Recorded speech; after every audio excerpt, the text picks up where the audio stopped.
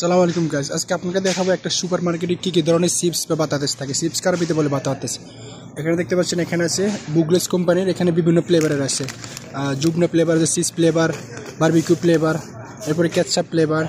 এরপরে এখানে আছে লেস। লেস হচ্ছে ইন্টারন্যাশনাল কোম্পানি। লেসের ভেরিয়েন্টটা সবচেয়ে বেশি, ছোটো বড় অনেক ধরনের। এখানে আছে চিলি, এখানে আছে ক্যাটসাপ, এখানে আছে চিজ, এখানে আছে চিলি অ্যান্ড লাইম, এখানে আছে সল্ট অ্যান্ড ভিনেগার, এবং এখানে আছে সল্ট। অর্থাৎ লেজের ভেরিয়েন্টটা অনেক বেশি।